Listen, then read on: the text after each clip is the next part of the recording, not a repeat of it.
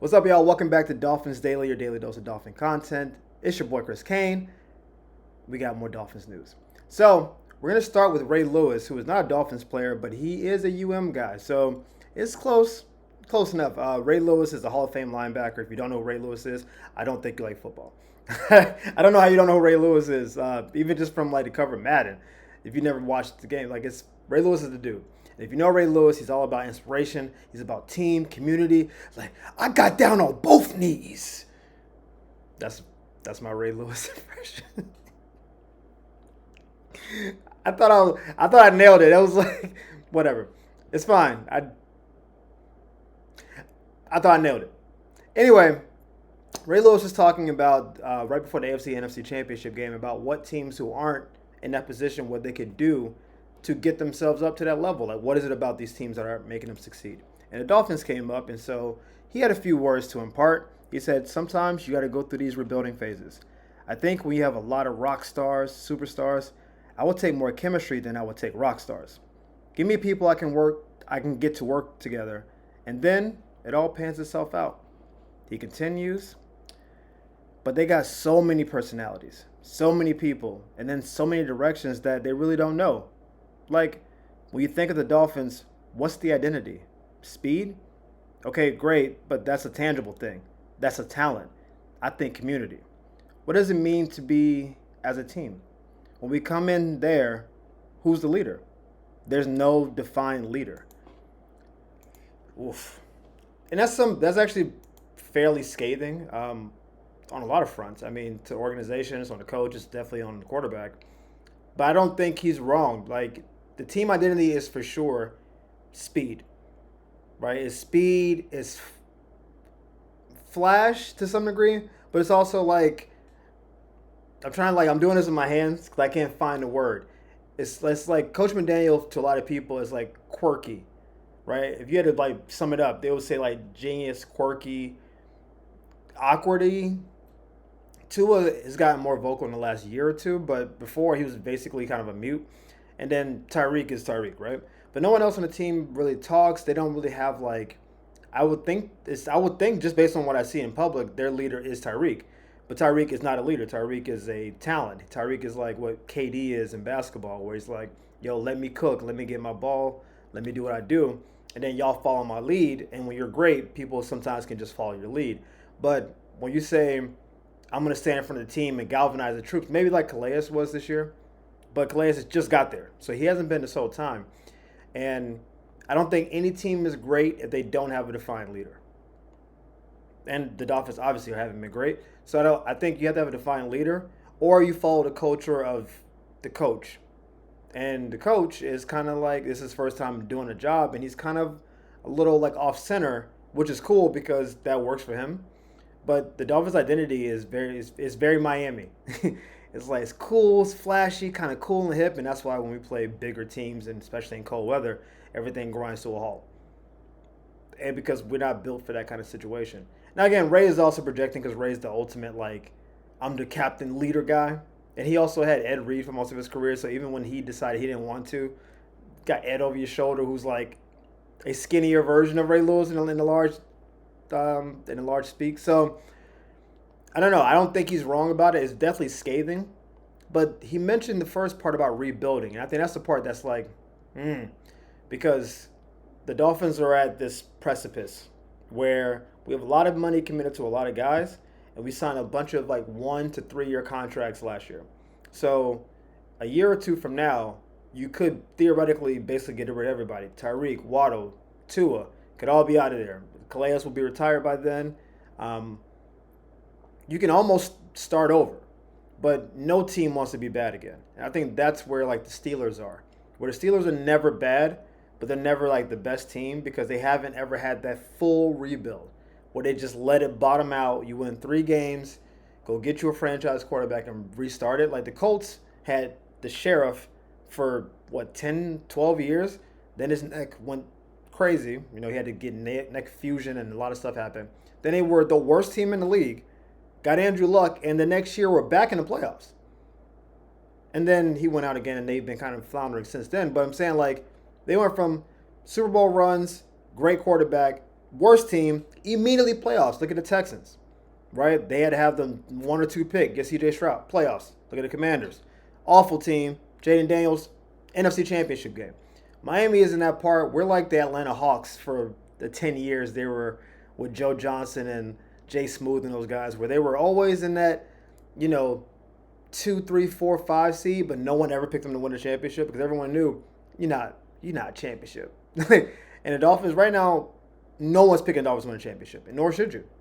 But it's like, well, how do you get better? Well, we're overspent in money, and we don't have like a defined plan for the future. And so you're just in this purgatory. And I think what he was saying is you can rebuild in a way that makes sense if it's all like we're all doing the same thing. What you don't want to do is pay all these people, put them on the field, and then lose. Because then what are we doing? We're spending money to not be good. And so I think it's interesting to hear from Ray Lewis. I didn't know he even was aware of what the Dolphins were doing. I assume Ray just be out here dancing in Baltimore somewhere. I don't know what Ray Lewis be doing all day.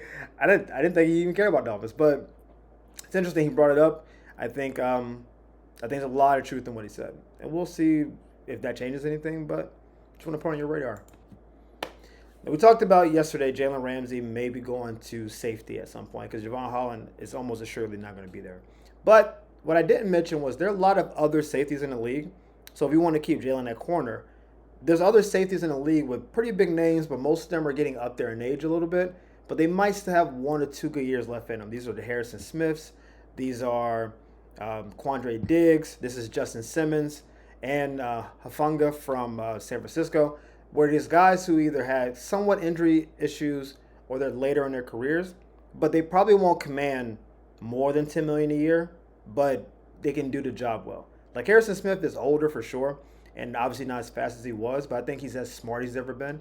And so if you have pretty solid corners, like Harrison's not going to be out of position that much, but the idea of him coming down 20 yards and laying like that's probably not where he is anymore.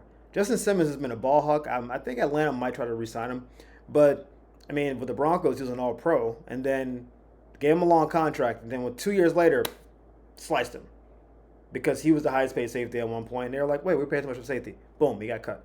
So he's fast, young. I mean, Atlanta's not super far, and there's a talent there. He's also like frame-wise a bigger guy. Hufanga's just been hurt.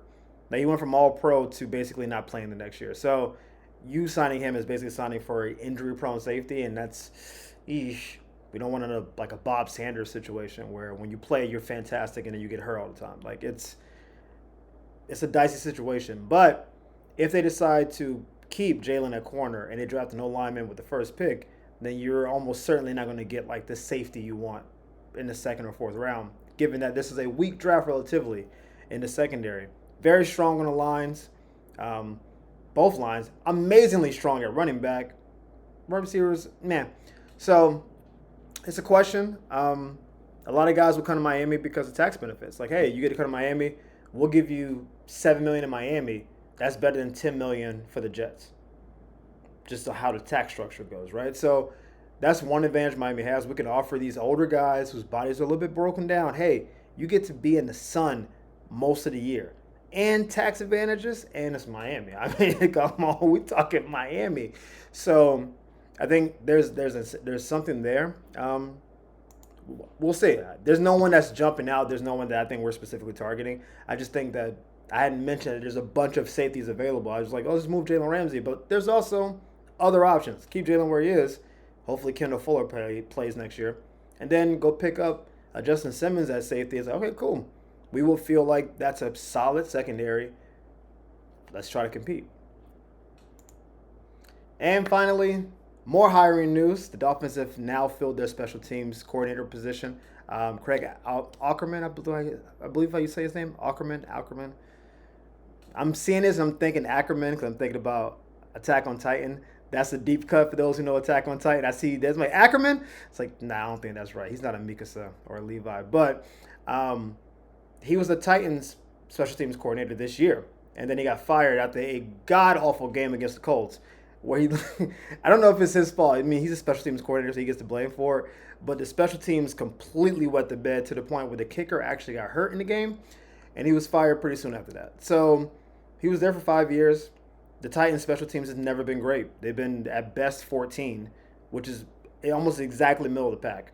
So full disclosure, I'm not like wow by the hire. This feels kind of like he was on the market. Like he interviewed earlier for, I believe, the Tampa job, and they said no. And I believe that we didn't. There weren't a lot of candidates available. We know he's done the job before, and it was like maybe we could lowball him on contract a little bit. Like this doesn't feel like we got the guy we wanted. This feels like, oh, you know the job, you know the AFC. Here's the job. So I'm not like woo about this. I don't really feel anything. He's never shown that he's really great at his job. He's shown that he's average at best. So maybe being in the Miami Sun, it can turn it around, but this doesn't feel like a slam dunk kind of hire.